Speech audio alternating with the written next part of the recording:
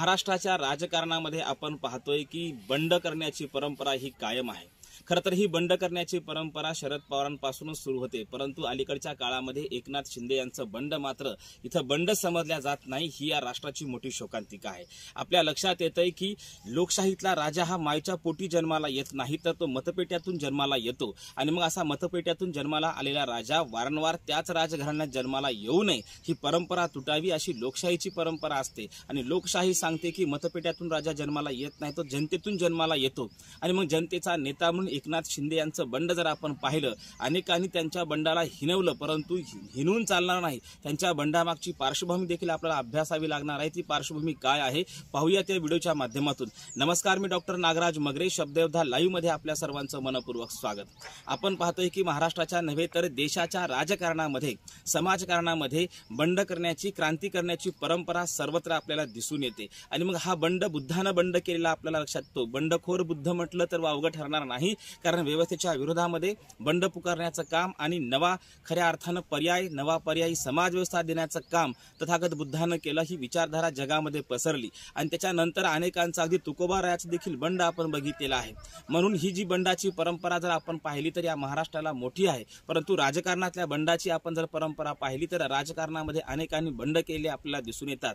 खरं तर एकनाथजी शिंदे यांच्यावरती वारंवार जे आरोप होत आहेत ते आरोप कुठेतरी चुकीचे आहेत, कारण एखाद्या महत्वाकांक्षी राजकारण्याची किंवा एखाद्या शेतकऱ्याच्या, कष्टकऱ्याच्या घरात जन्माला आलेलं पोरग, याच्या घरामध्ये कोणी बाप किंवा आजा, कोणी खासदार आमदार झाला नाही, अशा कष्टकऱ्यांच्या, कामगाराच्या घरातलं पोरग जेव्हा या राज्याचा मुख्यमंत्री होतो, खरं तर इथल्या कामगारांना आणि शेतकऱ्यांना आनंद होतो। परंतु राजकारणी मात्र याचा इश्यू करून त्यांच्या बंडाला कुठेतरी गद्दारीचं नाव देऊन खरं तर त्यांच्या राजकारणाला कुठेतरी डाग लावण्याचा कार्यक्रम या देशामध्ये आणि या महाराष्ट्रामध्ये आखला जातोय। राजकारणामध्ये फक्त आमच्याच घराने टिकावेत, आमचीच वाहवा व्हावी अशी जी भूमिका राजकारण्यांची आहे ती कुठेतरी लोकशाहीला लाजवणारी भूमिका आहे। आणि लोकशाहीमध्ये राजकीय महत्त्वाकांक्षा सगळ्यांची असते। खरं तर गद्दारी त्याला म्हणतात जो एकटा व्यक्ती फुटतो, परंतु अख्खा पक्ष जेव्हा फुटतो तेव्हा खऱ्या अर्थानं उद्धव बाळासाहेब ठाकरे यांना आत्मपरीक्षण करण्याची गरज असते। आणि म्हणून आज आपण पाहतोय की जी काही उद्धव बाळासाहेब ठाकरे यांच्या भोवती सहानुभूती आहे ती आता ओसरत आहे, कारण जनतेलाही, कामगारांच्या लेकराला, शेतकऱ्यांच्या, कष्टकऱ्यांच्या लेकरालाही आता समजलेलं आहे की कुठे तरी एकनाथजी शिंदे यांचं बंड योग्य होतं। कामगारांचा नेता म्हणून आपण जेव्हा त्यांच्याकडे पाहतो, शेतकऱ्यांच्या, कष्टकऱ्यांचा नेता म्हणून आपण एकनाथजी शिंदे यांच्याकडे पाहतो। खरं तर एकनाथजी शिंदे असतील किंवा त्यांचे 40 आमदार असतील, अख्खा पक्ष बाहेर गेलेला आहे।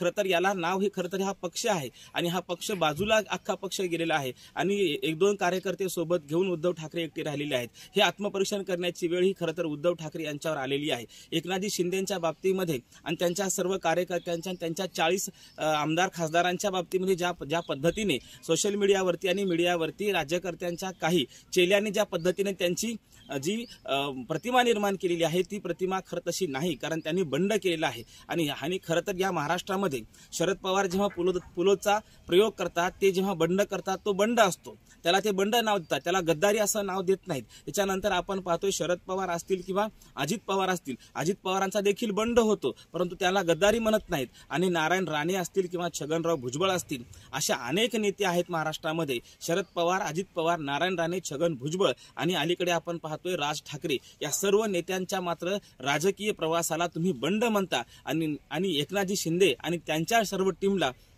तुम्ही गद्दार म्हणता। खरं तर हा त्यांच्यावर होणारा अन्याय आहे आणि हा अन्याय सर्वसामान्य माणसाच्या लक्षात येतोय, कामगारांच्या लक्षात येतोय, शेतकऱ्यांच्या लक्षात येतोय। खरं तर एखाद्या घराण्याची कायम हुजरेगिरी करणं, त्याला तुम्ही प्रामाणिकपणा म्हणत असाल तर तुम्ही स्वाभिमानी नाही। आणि त्या घराने जे म्हणतील तेच ऐकणं, म्हणजे आपण पाहिले गांधी घराण्यामध्ये जर आपण पाहिले की राजमाता सोनिया गांधी असतील किंवा राजपुत्र राहुल गांधी असतील आणि इकडे उद्धव ठाकरे त्यांचे पुत्र आदित्य ठाकरे यांच्यानुसार जर महाराष्ट्र तुम्हाला चालवायचा असेल तर हे योग्य नाही, कारण लोकशाहीमध्ये राजा हा मायच्या पोटी जन्माला येत नाही, मी सुरुवातीला सांगितलं होतं। आणि म्हणून एकनाथजी शिंदे यांचं बंड या मीडियाने आणि एकूणच पाहायला गेलं तर इथल्या राज्यकर्त्यांनी जे परंपरागत त्यांच्या घरामध्ये आमदारकी, खासदारकी आणि जे परंपरागत राजकारणाचा वसावारसा घेऊन आले, त्यांनी मात्र या बंडाला खरं तर गद्दारी म्हटलंय। आणि ही गद्दारी नाही, ही आता खरं तर लोकांच्याही लक्षात आलंय।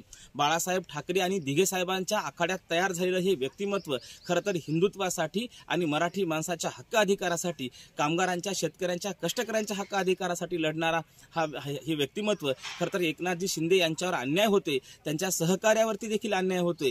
यांनी जर हा बंड केला असेल, जर या इतरांचा बंड असतो, परंतु एकनाथजी शिंदे आणि त्यांच्या सर्व सहकाऱ्यांचा बंड का नसतो, हा खरं तर सर्वसामान्यांना पडलेला प्रश्न आहे। म्हणजे आमच्याच मनाचं राजकारण करा, आम्ही म्हणाल तसंच तुम्ही राजकारणामध्ये वागा। खरं तर जनसामान्यामध्ये जाऊन लोकांची मतं घेणं हे फार महत्त्वाचं असते आणि एकनाथजी शिंदे आणि त्यांच्या टीमकडे जनसामान्यांची मतं आहेत, कामगारांची मतं आहेत, कष्टकऱ्यांची मतं आहेत, मुंबईतल्या गिरणी कामगारांची मतं आहेत। जे गिरणी कामगार त्यांच्या सोबत होते, त्यांच्या मुलांची खऱ्या अर्थानं मतं, त्यांच्या कुटुंबियाची मतं, त्यांची मतं सर्व हे एकनाथजी शिंदे यांच्या सोबत आहेत। ते ज्या मतदारसंघातून निवडून आलेत, त्यांचा तो मतदारसंघ असेल किंवा त्यांच्या गावाकडची पार्श्वभूमी असेल, ते सर्वसामान्यांचे, जनतेचे आणि खऱ्या अर्थानं पूर्ण वेळ सेवा देणारा हा नेता आहे। खरं तर त्यांची निर्णय प्रक्रिया जर आपण पाहिली असेल, हा कायम त्यांच्यावर अन्याय होतोय। मीडियाने देखील त्यांच्या निर्णय प्रक्रियेवर अभ्यास करावा आणि मीडियाने देखील त्यांची निर्णय प्रक्रिया कशी आहे ते राबवावी। एखाद्या व्यक्तीला जर मदत करायची असेल तर सरकारी यंत्रणा खरं तर त्याला किती वेळ लावत होती, परंतु जेव्हापासून एकनाथजी शिंदे या मुख्यमंत्री पदावर बसले तेव्हापासून मात्र एखादा निर्णय ते झटक्यामध्ये घेतात आणि सहज निर्णय घेऊन मोकळे होतात आणि पुन्हा ते राजकीय आणि प्रशासकीय प्रक्रिया ते करत असतात। खरं तर हे जनसामान्यांचं, जनतेचं नेतृत्व आहे, हे लक्षात घेतलं पाहिजे। एकीकडे आपण पाहतोय उद्धवजी ठाकरे यांचा स्वभाव खूप चांगला असेल, ते फार कोमल स्वभावाचे असतील, काही शंका नाही, परंतु त्या स्वभावाला महत्त्व नाही तर आपण कामं किती केलेत। आपण जेव्हा महाराष्ट्राचे मुख्यमंत्री होतात तेव्हा खरं तर उद्धव ठाकरे घरामधून सुंदर चारोळ्या घेऊन भाषणं करत होते आणि त्या काळामध्ये खरं तर एकनाथजी शिंदे आणि त्यांचे कार्यकर्ते रस्त्यावर काम करत होते। आज मुख्यमंत्री असलेले एकनाथजी शिंदे हे खरं तर सर्वसामान्यांच्या, कष्टकऱ्यांच्या प्रश्नाला हात घालून लढणारे नेते आहेत आणि खरं तर त्यांनी या सर्व कामगारांच्या बाबतीमध्ये त्यांच्या सरकारच्या काळातल्या योजना बघा, त्यांचं काम बघा आणि पूर्णवेळ काम करणारा हा कार्यकर्ता, याचा हा बंड म्हणून आपण पाहिला पाहिजे आणि त्यांच्यावर जो होणारा अन्याय आहे, वारंवार त्यांना गद्दारीचा जो धब्बा काही लोक लावत आहेत, खरं तर ही गद्दारी नाही तर 40 लोक बाहेर घेऊन जाणं याला बंड म्हणतात। आणि म्हणून एकटे बाहेर पडलेले शरद पवार असतील, अजित पवार असतील किंवा तिकडे आपण पाहिलं छगन भुजबळ असतील, नारायण राणे असतील, यांना मात्र आपण बंड म्हणतो, यांचा बंड असतो। आणि बिचारा कामगारांच्या, कष्टकऱ्यांचं लेकरू असलेले एकनाथ शिंदे, त्यांचा मात्र बंड होत नाही, त्यांना मात्र गद्दारी असं नाव दिलं जातं। खरं तर ती गद्दारी नाही तर या सर्वांच्या घराणेशाहीच्या विरोधामध्ये त्यांचा बंड आहे असंच म्हणावं लागेल। आणि म्हणून बंडखोर मुख्यमंत्री या महाराष्ट्राला भेटले, त्यांचं कार्य जर आपण पाहिलं ग्रामीण भागामध्ये, शेतकऱ्यामध्ये, कष्टकऱ्यामध्ये त्यांच्या योजना आणि सरकार आपल्या दारीच्या माध्यमातून त्यांनी जे काही योजना सरकारच्या घेऊन गेलेत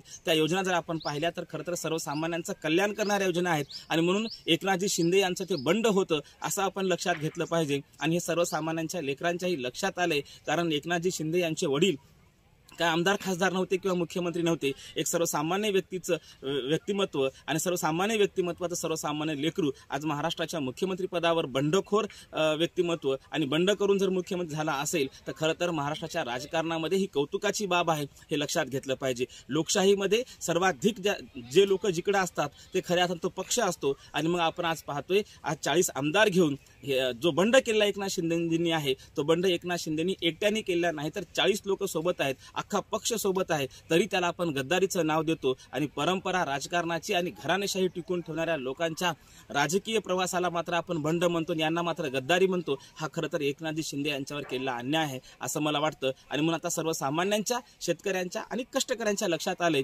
की महाराष्ट्राचे मुख्यमंत्री आदरणीय एकनाथजी शिंदे हे खऱ्या अर्थानं सर्वसामान्यांचे नेते आहेत, कामगाराचे नेते आहेत। धन्यवाद।